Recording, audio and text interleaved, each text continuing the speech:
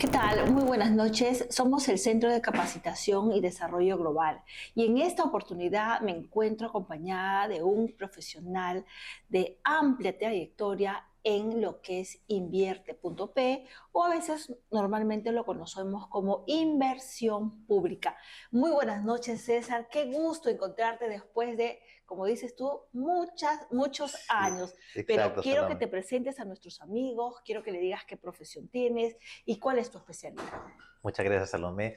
Buenas noches, amigos. Mi nombre es César Negrete, soy economista de profesión con ya más de 20 años de experiencia en el sector público, principalmente en el tema de lo que es inversión pública, desde que eres NIP y ahora invierte, y con experiencia en estos temas tanto en gobierno local como gobierno central, gobierno regional.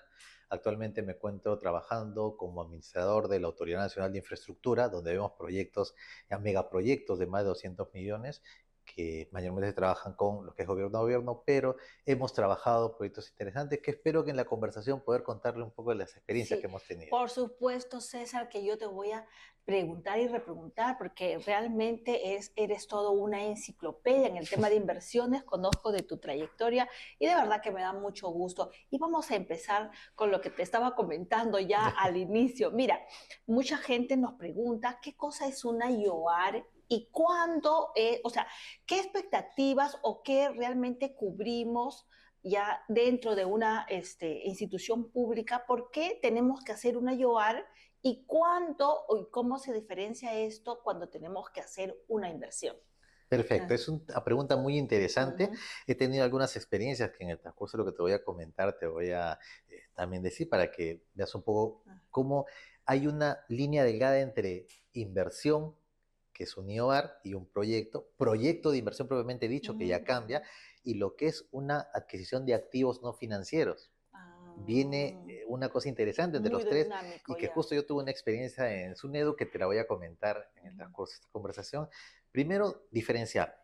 Un proyecto de inversión se da cuando tú quieres crear, generar, ¿no? Ampliar en una magnitud grande un servicio que ya existe o Ujú. crear un servicio que no existe. Ejemplo, en una zona de la selva donde no hay un colegio, yo quiero construir un colegio. No hay servicio, por lo tanto, es un proyecto de inversión porque vas a crear el servicio, ¿no? Sí. Quieres hacer una posta donde no hay una posta, Ujú, pero si tú tienes un colegio que puede estar por el tema del tiempo, un poco deteriorado, tienes varias aulas, pero algunas aulas están mal, tú puedes invertir con un IOAR para poder recuperar tu capacidad de ok, producción. ahí iba, ahí va. Entonces, el IOAR es para, por ejemplo, tú decías, ya tengo un colegio, pero por ejemplo se cayeron los techos o las puertas están mal, entonces ahí intervienes a través de una IOAR, ¿verdad? Claro. A ver, ¿cómo se llama ese tipo de intervención? Ya, es una IOAR, pero es una Ahí tenemos un mejoramiento, ¿no? mejoramiento, ¿no? Pero, Entonces, perdona que te no te- corte, la IOAR tiene cuatro cosas, ¿no? sí, Cuatro objetivos.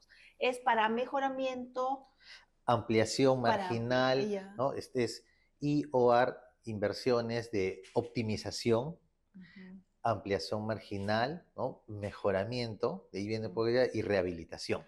Ah, ahí quería. Entonces, cuando hablamos de mejoramiento, nosotros nos agarramos de lo que te decía, ¿no? Quiere decir que el techo se ha malogrado, yo lo voy a mejorar. Es una IOAR. Cuando es una ampliación es, yo tengo el colegio, pero tengo 3 aulas y necesito 5 aulas. ¿Eso es una ampliación? La ampliación se da por ese lado siempre y cuando, y es una característica bien interesante, que esta ampliación marginal no sea mayor al 20%, o sea, no te excedas de la capacidad de servicio más del 20%. Por ejemplo, yo tengo un colegio donde te atiendo a 100 alumnos. Ujú. Tengo 4 aulas. Y lo que quiero hacer es un aula adicional.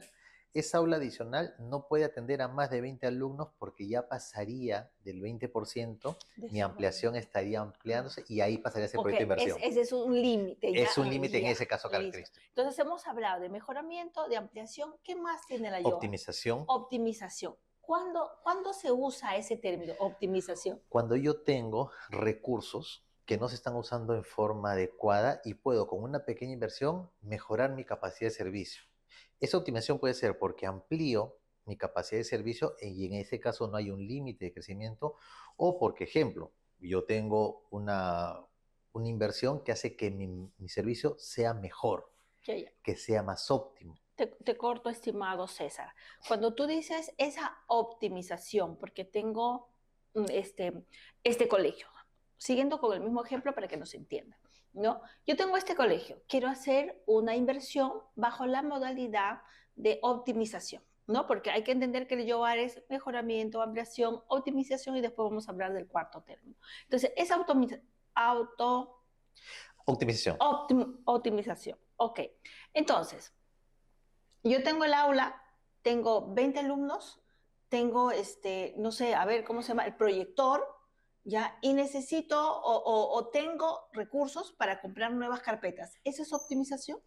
Es optimización si las carpetas de alguna forma hacen que el servicio sea más adecuado. Puedo también comprar un, una pizarra computarizada, una pizarra táctil. Estoy Ah, ok. optimizando mi servicio porque capaz en ese momento no estoy aumentando mi capacidad de servicio, pero lo estoy haciendo más óptimo, más eficiente. Ah, Puedo, ok. entonces, lo que busco, Como fortalecer el servicio. exacto, por ejemplo, en una posta, puedo yo capaz puedo en un área que esté vacía, libre, acondicionarla y poner un tomógrafo. Entonces ya estoy optimizando porque ya puedo brindar un servicio adicional, puedo mejorar mi capacidad de servicio. Ok. Entonces ahí estás optimizando las áreas libres o el ambiente que tienes o la infraestructura para poder brindar un servicio de mejor calidad o mayor cantidad. Un servicio con valor agregado, una Exacto. cosa así, ¿no? Entonces, la IOAR busca el mantenimiento, la optimización, la ampliación y el cuarto punto sería, Es ampliación vamos a ver, inversión de optimización, ampliación marginal y rehabilitación. Es- rehabilitación. Ya. ¿Y qué abarca la rehabilitación, por La ejemplo? rehabilitación, por ejemplo, se ha aplicado bastante en lo que es cuando hubo el fenómeno del Niño en el norte, un fenómeno natural, un sismo, y tu infraestructura ha sido afectada o tu capacidad de servicio ha sido afectada, y lo que haces es rehabilitar, recuperar la capacidad de servicio de esa infraestructura, de esa unidad productora. Ahí viene la rehabilitación. Esa es rehabilitación. Tiene cierto nivel, depende el tipo de servicio o el sector. Puede ser, si tiene una afectación del 40%, el 50% menos, de acuerdo al sector, pasa como un IOAR. Si sobrepasa ese criterio del sector, ya pasa a ser inversión y ve Entonces, proyecto de inversión. mira, qué interesante. A ver. Entonces, mira, por ejemplo, hablábamos rehabilitación y mantenimiento, ¿no? Yo te decía, oye, se malogró el techo, le doy mantenimiento, cambio el techo, lo mejor, etcétera. Ese es un mantenimiento. Rehabilitación se podría decir que sucede ante hechos fortuitos, como no sé, un lluvión, un huaico, etcétera. Entonces ahí tienes que volver a rehabilitar el servicio. En ese caso, rehabilitación o la rehabilitación se da cuando se ha perdido la capacidad de servicio. Ah, ok. Entonces tú estás rehabilitando para poder recuperar.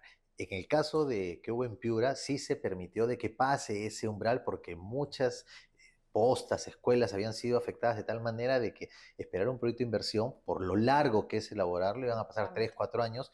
Entonces se dio una excepción que se permitía que hasta el 90% de infraestructura afectada lo podrías recuperar con un IOAR.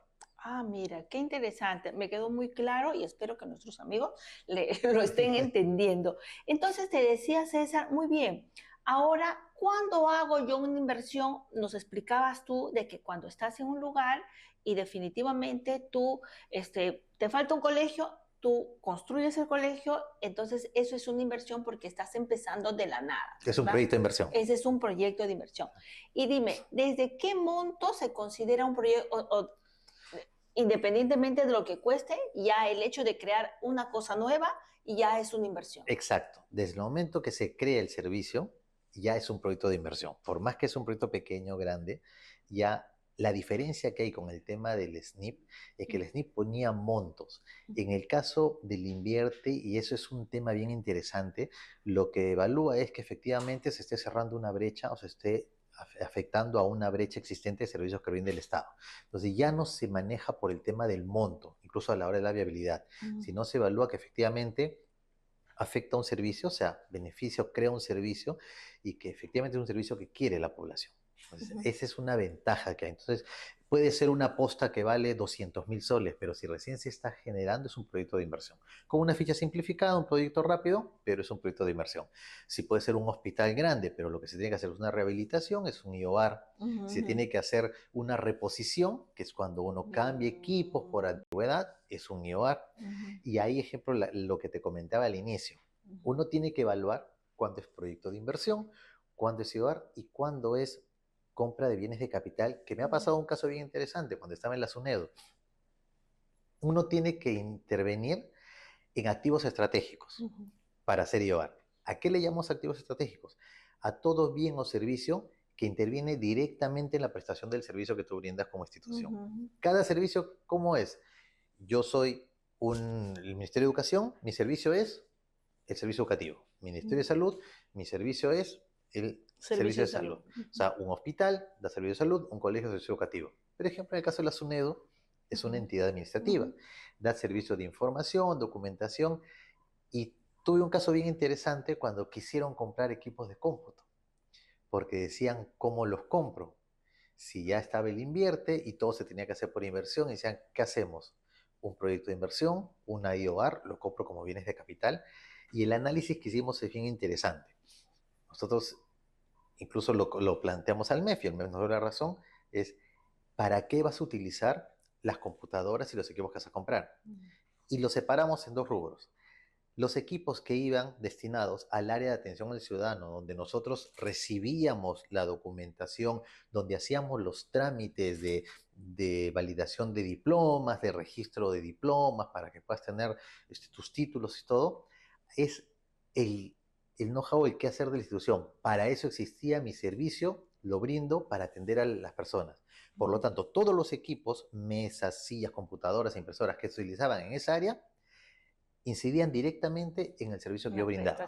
Si yo no tenía equipos, si no tenía impresoras, mi servicio no iba a ser adecuado, incluso capaz no lo podía dar.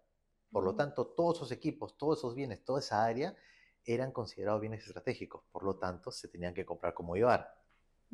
Pero del otro lado, las computadoras que se iban a comprar para OPP, para que hagan el tema de la certificación o contabilidad, para el tema de los pagos, no eran bienes que incidían directamente en el servicio. Porque al final, si yo las tenía o no las tenía, lo único que podía hacer es que haga más despacio mi oficio, mi trámite, pero yo seguía atendiendo a la gente de la misma forma. Por lo tanto, no tenía una incidencia directa en el servicio. Entonces, eran bienes de capital.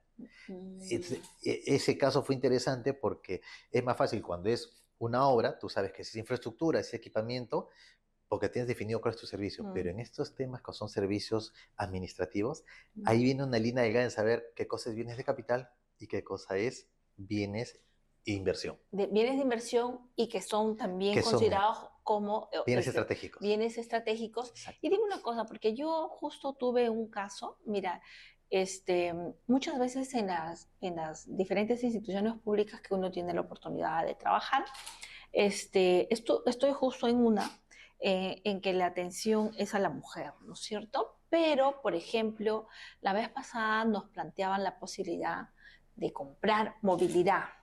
¿Ok? Si bien es cierto el apoyo en el Ministerio de la Mujer para la mujer que está, que pide apoyo para el tema de las agresiones, el maltrato, etcétera, y el ministerio obviamente es el llamado a protegerlas y también a apoyarlas de forma psicológica. Entonces tenemos que contratar un psicólogo, después tiene el servicio de asesoría para que o demande, que pidan el tema de las pensiones, etcétera. Ahí están los abogados, ¿no? Entonces, ¿qué pasa? Entonces, ese es nuestro principal servicio. Pero esos son mujeres que puedan venir a buscar, a tocar la puerta y decir, necesito esto, me han violentado, etcétera, etcétera, ¿no? Pero resulta que también hay mujeres que están en lugares alejados. Exacto. Y que no pueden venir, ¿no? Entonces necesitamos las movilidades. Entonces, creíamos conveniente de que nosotros deberíamos pedir y sustentar de que es necesario, ¿no? Sin embargo, me choqué con el tema de planeamiento, donde definen el modelo operacional de los servicios que se brinda y porque el MEF había ya aprobado el modelo operacional, o sea, cómo es que tú a través de qué bienes y servicios vas a brindar tu servicio al usuario, no habían considerado las movilidades y sin embargo es necesario, ¿no? Por ejemplo, tuvimos el caso de Condorcanqui, donde teníamos que ir a Ujú. ver a niñas que habían sido este, violadas por sus profesores, etcétera, y Condorcanqui es un lugar alejado, ¿no? Exacto, sí. Primero que está en el departamento de Amazonas y no está dentro de la ciudad de Amazonas, sino está en la zona rural. Y ni siquiera necesitábamos una camioneta, necesitábamos movilidad fluvial.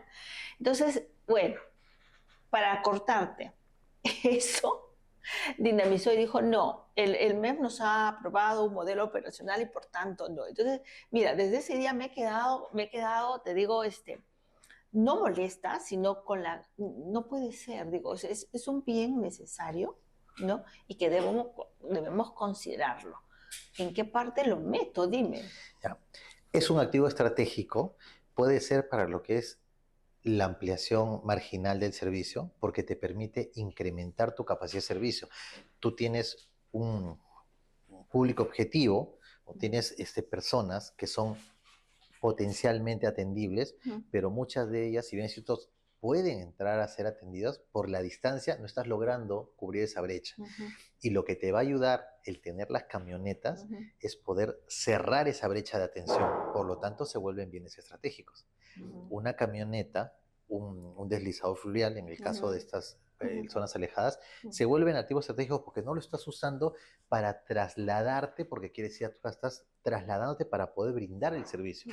Por lo tanto, se vuelven una herramienta, así como es una computadora, así como puede ser una tablet, el vehículo se vuelve una herramienta para lograr el objetivo de servicio que tienes que brindar. Por lo tanto, se vuelven activos estratégicos. El tema está en que al MEF le cuesta hasta ahora el poder entender que algunos bienes no son para un tema de darle facilidades a un privado o porque quiero comodidad, sino son necesarios e imprescindibles para un tema de servicio. Yo tuve un caso que me pasó, incluso cuando era el tema del SNIP, cuando trabajaba en provincias, que el MEF consideraba que los proyectos productivos era solamente para capacitación y decían que única y exclusivamente podían hacer proyectos de capacitación y no podías adquirir ningún bien. Nosotros hicimos un proyecto y en el proyecto está considerado comprar tractores, o sea, un tractor, todo lo que es un de tractor, la rastra, el arado, estaba considerado comprarse también el tema de lo que es una planta de proceso de lo que es frutos, leches. Y el MEF decía que no, porque ¿por qué le voy a comprar esas cosas a un privado? Y yo le hice un ejemplo bien práctico.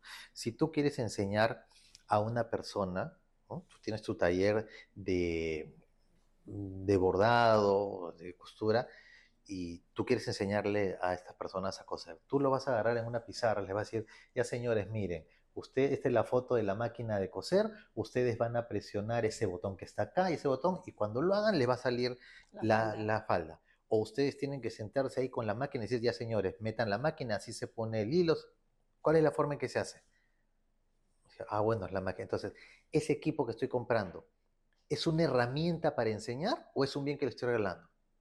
Y se quedaron pensando, dijeron, sí, pues si yo no tengo la máquina, yo no les puedo enseñar.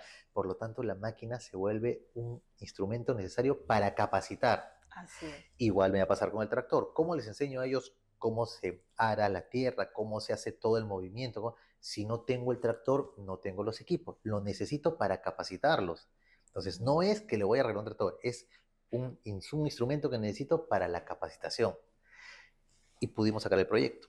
Ah, mira. Porque al final todo eso servía para qué? Pero eso es bueno, porque tus argumentos son realmente convincentes y hay cosas en las que a veces uno no logra convencer a la gente del MEF, ¿no?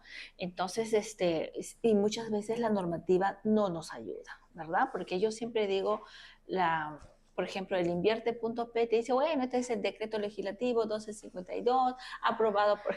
Y ya esto sirve para hacer los informes, pero en la parte práctica muchas veces tenemos muchos vacíos. Exacto. Por ejemplo, yo tengo otro problema. Mira, amén del que te estoy contando, tenemos el tema de la movilidad, ¿no? Por ejemplo, el tema de la movilidad, antes que se me vaya la idea, también quería contarte lo siguiente, ¿no? Mi problema no solo era comprar la movilidad. Ahora, tú tienes que geográficamente ponerte, te decía, una camioneta me sirve en Lima o de repente en todas las ciudades de la costa y parte de la sierra, pero hay lugares de la selva en las que no, o sea, nos hace falta la camioneta, pero en la ciudad, ¿no? Pero para ir realmente a intervenir, a auxiliar a las personas, no están necesariamente en la ciudad, están en las zonas rurales y zonas rurales sumamente lejanas, muchas veces 3, 4, 8 horas para que llegues a esos Exacto. pueblos, ¿no? Entonces también decía, ¿cómo yo hago un proyecto o una YOAR, ¿no? Solamente esa movilidad me sirve solamente para esa región. Y empezando, para que veas, o sea, qué tan complejo es, ¿no? Pero que tampoco es imposible, que tampoco... Ujú. Entonces yo decía, mira, las movilidades fluviales, o sea, acuáticas, son caras y costosas. El ¿Por qué? mantenimiento. Porque tú tienes que, cuando vas a movilizarte, tienes que usar gasolina y tienes que tener todavía, me parece que un aceite y no Sí, sé qué. exacto. Y aparte que si yo compro ese tipo de movilidad, necesito una persona que Que sepa maneje. manejar. Ay, Exacto. esto es muy complejo y a veces tú dices, bueno, mi inversión va a ser mayor. ¿Y cuántos tengo? Y desgraciadamente a veces en esa ciudad hay 10 personas, ¿no? O sea, hay lugares alejados, o sea, frente a eso también tenemos que hacer un análisis de costo-beneficio, porque tampoco es comprar por comprar. Yo también empecé a decirles esas cosas y bueno, no lo pusimos a pensar, pero creo que las camionetas en este caso sí sería más conveniente, ¿no? Y también después decía que oye, no puedo comprar la movilidad porque me es costosa, ahora lo que yo tengo que hacer es un estudio de cuánta frecuencia, cuántas empresas brindan ese servicio y de Exacto. repente puedo tercerizar, etcétera. Bueno, hay una serie de cosas que uno tiene que evaluar y como profesionales vamos a ir aportando, ¿verdad? Entonces, bueno, entonces lo que quería cerrar es que a veces las condiciones geográficas, la cantidad poblacional, es decir, a la cantidad que vamos a beneficiar con lo que se compre, todo eso tiene que ser evaluado, ¿verdad? O sea, no es solamente formular, o sea, una inversión no es solamente, ya, acá falta un colegio, ya hago una inversión y hago el colegio. No, tengo que hacer una evaluación Exacto. O económica sea, de cuánto beneficio a qué cantidad de población realmente vamos a beneficiar. ¿Cómo se llama eso, ese tipo de intervención? es de Hacer acuerdo a tu demanda. Es un estudio, un análisis de demanda, de ver qué tanto son lo que vas a atender, tu brecha, pues eso justo habla del tema de las brechas, es cuál es mis usuarios potenciales, ¿no? Cuántos atiendo y cuánto me falta atender para con eso valorizar cómo voy a intervenir, ¿cierto? Si voy a atender a 10 personas y la embarcación me va a tener un costo muy alto, mejor evalúo cómo puedo llegar, porque de alguna forma se puede llegar. Capaz incluyo dentro de mis gastos de operación lo que es el traslado y todo eso, ¿no? O sea, es cierto que hay que evaluarlo. Hay algunos casos en los cuales es imposible porque no hay forma de llegar y la única forma es tener una embarcación, tener un vehículo, tener hasta una avioneta, ¿no? Y a veces tenemos que agarrarnos de otras entidades como es el ejército o la marina para poder llegar, ¿no? Como ejemplo lo hace el Banco de la Nación con estas embarcaciones en las cuales van por la selva y hacer el servicio por, financiero, llega el tema de salud, la RENIEC, o sea, hay formas en las cuales se pueden hacer, pero sí hay que hacer esa evaluación, sí, sobre sí. todo de la población, para saber qué tanto puedo invertir. Así es, mira, César, hay tantos temas y te decía, mira, antes de olvidarme, y por supuesto quiero aprovechar tu amplia experiencia. La entidad en la que estoy trabajando es el Programa Nacional Aurora, que a través de convenios ha abierto una serie de oficinas a nivel nacional. Creo que estamos en 434 CEN, se Interesante. llama, los centros de Emergencia emergencia mujer. mujer, donde van a hacer las denuncias cuando son agredidas, etcétera, ¿no? Y resulta que estos centros de emergencia mujer se han aperturado en convenio con las municipalidades. Las municipalidades nos han brindado el espacio y bueno, de acuerdo a ciertas características se adecua, ¿no? Pero esa infraestructura o ese terreno, mejor dicho, pertenece a la municipalidad. Y entonces acá viene el dilema. La municipalidad dice, bueno, yo no tengo plata, esto es mi terreno, te regalo el terreno, pero quiero que me construyas. Y entonces, primero, te pregunto yo, porque siempre me han hecho estas preguntas y yo me he cerrado hasta no más, porque la normativa te dice que usted no puede invertir si no está saneado el tema del terreno, Es cierto. ¿no? Uno, dos, pero es una infraestructura que ¿cómo se llama? Que la municipalidad ya me la ha entregado hace 10 años y todos los años lo venimos renovando, renovando, renovando, y por tanto los jefes concluyen y dicen, oye, prácticamente es nuestro. Claro, pero documentariamente no es nuestro. Pregunto, ¿qué tipo de intervención puedo hacer ahí? O porque también digo, oye, total es un bien que me lo han dado, ¿no? Y realmente lo estoy utilizando 10 años, pero la normativa dice que usted no puede invertir si no es de tu propiedad, No, ¿ok? Entonces, ¿qué hago? Yo digo, mira, ¿yo qué hago? Oye, quiero hacer ya, que todo el mundo quiere construir pues con cemento, con ladrillo, para que sea algo duradero, ¿no? Porque, oye, hacer de maderita, de palito, y eso me va a durar 1 año, 2 años, viene un ventarrón y finalmente se cae. Entonces, para hacer algo bueno, para hacer una inversión seria y realmente que permanezca en el tiempo, tiene que hacer de material noble. Pero no puedo porque la normativa dice eso. Y ahora, pregunto, si la normativa dice eso, va a venir el contralor y me va a decir, ¿por qué usted ha invertido si no es tu terreno? ¿O hay algún mecanismo? ¿Qué es lo que tengo que hacer? Ir al MEF y decirle, oye, tienes que sacarme una normativa. A excepción de los centros de emergencia mujer, puedes construir así no sea tu terreno. No, sí se puede. Es un tema interesante que se puede, porque cuando estaba en Sencico justo veíamos ese tema. Te pueden dar el terreno en cesión en uso inscrito en registros públicos. La cesión.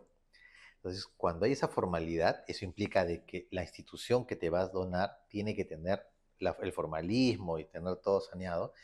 Te lo puede donar o dar en cesión de uso 50 años o en forma permanente con un documento en registros públicos y eso te permite poder intervenir, porque ya tú estás asegurando de que el fin del proyecto que vas a hacer o la intervención se va a cumplir. Claro, si yo te digo, te doy mi terreno, pero no hay ningún documento, yo construyo, a los 2 días pues decir, ¿sabes qué? Ya no quiero, me lo quedo con la infraestructura. Entonces, hay ciertos mecanismos que Ahí permiten. sí tendré yo problemas con la Exacto. Contraloría, ¿no? Entonces ahí tendríamos que ver si el terreno que se está dando es formal, está escrito en registros públicos y él te da en cesión en uso, que puede ser en forma indefinida, pero formalmente, con una minuta, con un acta escrito en registros públicos, puedes intervenir porque es un documento formal, legal, saneado, escrito en registros públicos que te permite utilizar en forma indefinida para ese servicio, para ese fin, durante tiempo ilimitado, entonces podrías utilizarlo sin ningún problema.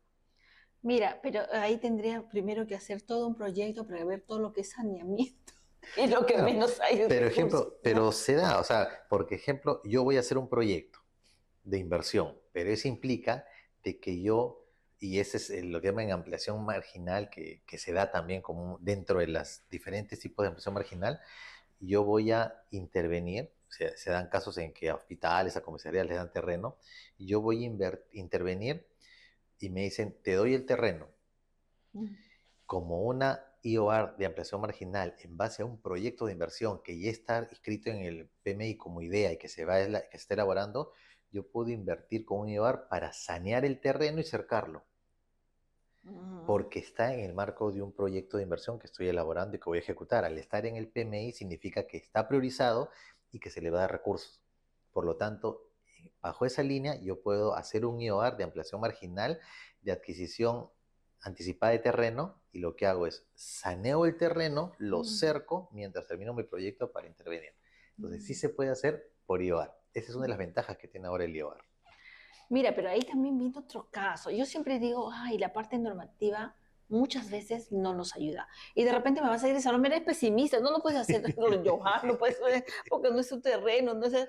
No, mira, ahí también viene el ámbito y las competencias que le dan a tu institución, o sea, en qué marco de acción tú tienes la legalidad, ¿verdad? Claro. ¿No? O sea, a ti la ley te dice, bueno, esta institución ha sido creada para, brindar servicios de acompañamiento a la mujer para darle, ¿no? Darle el tema psicológico, legal, etcétera, etcétera, etcétera. ¿Ya? Pero no hay un acápite que me diga, y para los objetivos usted está autorizado a hacer el financiamiento de la infraestructura. No hay esa parte, no hay esa parte. ¿Qué hago en eso? ¿Qué hago ahí, César? Ahí, ejemplo, tenemos una complicación. Los recursos que tenemos en el Estado son bastante cortos, pequeños. Nosotros tenemos, yo te doy un caso, nosotros trabajamos proyectos de 200 millones para arriba. Son proyectos de gran impacto. Sin embargo, en diciembre hemos estado, el mismo no nos pudo dar los 1.200 millones que necesitábamos para poder terminar de cancelar los proyectos en los últimos meses, en diciembre. E incluso cualquiera de ustedes va a poder entrar ahorita a la página de Consulta Amigable del MEF y va a poder ver que el ANIN, y creo que es un hito histórico, en el mes de enero tiene un 29% de ejecución de inversiones, cuando normalmente en enero no llegan ni al 1% nadie porque no ejecuta. Nosotros tenemos cerca, ahorita justo estaba coordinando, tenemos cerca de 900 millones de soles que hemos pagado en lo que es inversiones. Ya. Pero a pesar de eso nos faltan recursos para cubrir y el Estado tiene eso. Entonces hay mecanismos, puede ser el tema de obras por impuestos o podemos ver cómo priorizar entre los proyectos. Por eso en algún momento conversaba con algunos alumnos de lo que es lo importante de hacer mi priorización de proyectos y poder ver en función a mis servicios o al objetivo como institución, qué es más importante. Y en todo caso, si hay una necesidad nueva, ver cuál de estos proyectos está por debajo en importancia del que voy a hacer y lo modifico. El MEF me permite modificar mi PMI para poder asignarle presupuesto. Entonces, hay formas de poder buscar estos recursos, ¿no? Es difícil, sí. Tenemos poco presupuesto, sí es cierto. Pero tenemos que tratar de ver en todo caso, del presupuesto que tenemos, priorizar por algo que es más importante y podemos modificar nuestro PMI. Claro, sino que te decía que definitivamente a veces el marco legal no nos acompaña, ¿no? Y que ahí obviamente tenemos que buscar, obviamente, diálogo con el MEF, o en este caso cuando es temas de ley tenemos que ir probablemente al Congreso, etcétera. Claro, no nosotros, ¿no? Nuestra ministra, nuestros Exacto. viceministros, etcétera, etcétera. Y yo siempre creo que cuando hay voluntad política, todo se consigue. Pero bueno, César, nosotros seguimos en el tema de inversión, del invierte.p. Y yo estoy segura que nuestros amigos, nuestros seguidores de desarrollo global, también quieren saber, bueno, no solamente la parte normativa, como te decía, yo quiero entrar a ese sistema, porque no solamente nosotros trabajamos con la ley, sino interactuamos con un sistema, ¿no? Exacto. Con el invierte.p, y para lo cual las entidades nos dan la facultad ante el MEF y el MEF nos abre el sistema bajo un código, nosotros podemos entrar. Mira, te comprometo para que en una próxima sesión quiero formular un proyecto contigo dentro del invierte.p, pero quiero que me digas por lo menos qué formatos se usan en una YOAR y qué formatos se usan en Para los que en proyectos. un proyecto de inversión. Pero una cosa, lo que quiero decir a los alumnos es que esos formatos están dentro del sistema, son parte de, explícanos, tú quieres ser. Bueno, sí, y como digo, el compromiso está en otra oportunidad, poder ver en la computadora. Es un acceso bien sencillo y es algo que a veces no lo conocemos. La página del MEF en lo que es proyectos de inversión pública es una página libre, abierta de poder ingresar. Normalmente cuando dicto clases de proyectos de inversión, a los chicos les pido que puedan tener laptop o acceso a internet para poder entrar. En la página del MEF están.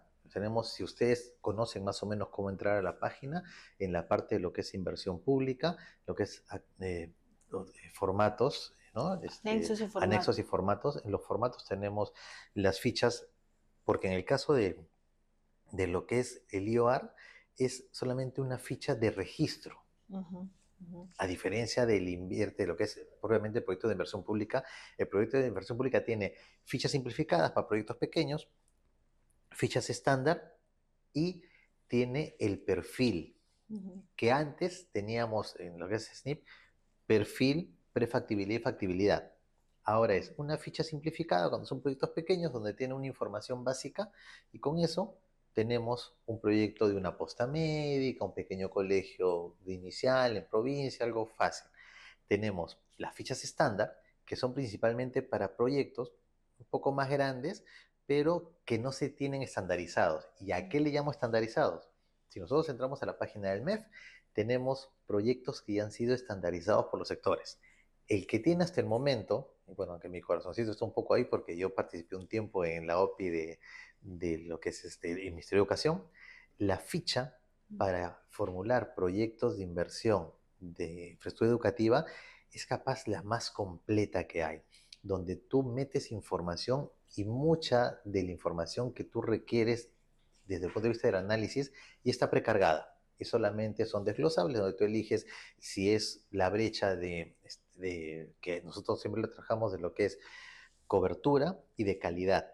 Solamente es, esta brecha es de cobertura porque voy a hacer un colegio nuevo, porque hay personas que necesitan el servicio y no hay, o brechas de calidad, porque si bien es cierto tengo el colegio, pero no tiene buenas instalaciones, no tiene sala de cómputo, quiero mejorar la calidad del servicio.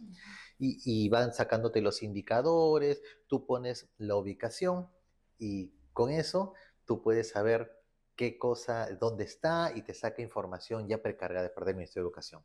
Entonces, ese tipo de fichas están en la página web del MEF. Yo me comprometo en la próxima vez poder Sí, entrar y revisarlas y yo descargarlas. quiero, y por supuesto que yo voy a estar acá atenta porque tengo que aprender tantas cosas, sobre todo de ti, que eres un experto en el tema. Mira, César, realmente el tiempo es corto y malo con nosotros. Siempre nos quedamos Sí, con mucho que decir, con mucho que seguir. También hay otro tema importante que seguro tú lo ves y que también tenemos que verlo en otra reunión, es el tema del presupuesto, ¿no? sí, Cuando te falta el presupuesto, tú tienes que ir a tocar la puerta al MEF. Pero a veces tienes un proyecto y te sobra el presupuesto ahí. sí, La exacto. dinámica que tú debes conocer para que de ese proyecto lo puedes trasladar a otro proyecto. Exacto. Tú Sí. puedes hacer modificaciones entre proyectos porque pasa. A nosotros mismos nos ha pasado, a pesar que tenemos todo un aparato administrativo, es que por temas tanto en la ejecución o a la hora de elaboración, tú puedes planificar comenzar un proyecto en marzo. Pero en el tema de contrataciones, pues es importante también que sepan de contrataciones y sepan de presupuesto. Se demora el proceso de contratación y entonces ya no sale en marzo, sale en junio, en agosto, pero todavía has presupuestado ejecución en estos meses. Por lo tanto, este presupuesto te queda libre. Entonces, en vez de perderlo, lo que haces es modificas y eso puedes ponerlo a otro proyecto que está priorizado en tu priorización de proyectos. Por eso he hablado que es importante tener proyectos priorizados y puedes avanzar algún proyecto que en ese momento no tenía presupuesto, pero ahora con esto que has dejado libre presupuesto, haces una modificación y puedes comenzar a ejecutar un proyecto que capaz estaba en cartera, pero no tenía plata. Es importante también saber Sí, manejar eso. sí, pero ojo, pero también acá viene la dinámica, ¿no? Por ejemplo, tú estás en una institución en la que solo ven proyectos, ¿ok? Entonces, todo el dinero que te dan es para proyectos, ¿ok?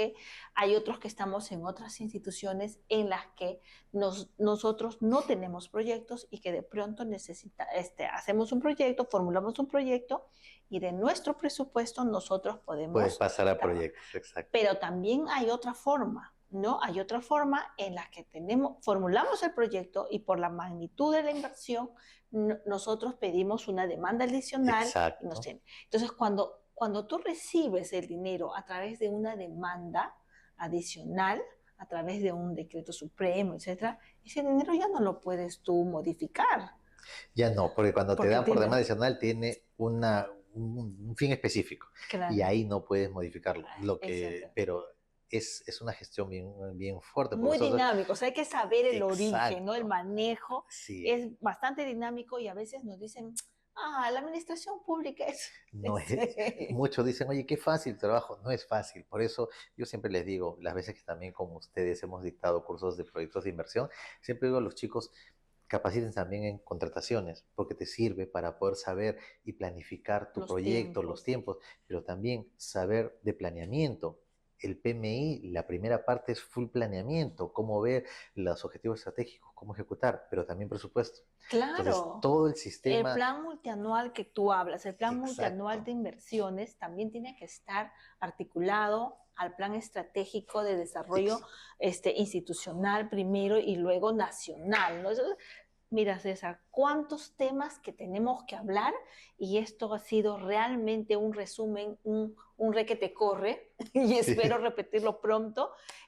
Yo agradecida con la gente y por supuesto quiero darte ahorita la palabra para que te despidas con el compromiso de que regresamos muy pronto para abordar los temas de inversión que han quedado pendientes. Gracias, Salomé. Sí, me quiero despedir. Les agradezco por este tiempo que he podido tener para poder un poco comentarles de la experiencia que tengo y en la siguiente oportunidad poder dar algunos ejemplos, porque creo que la mejor forma de poder aprender inversión pública es con los ejemplos, las cosas que nos han pasado en todo este camino de estos 20 años en el Estado, donde hay casuística interesante que la podrían aplicar y que en algún momento les podrá servir a ustedes dentro de su experiencia laboral y profesional.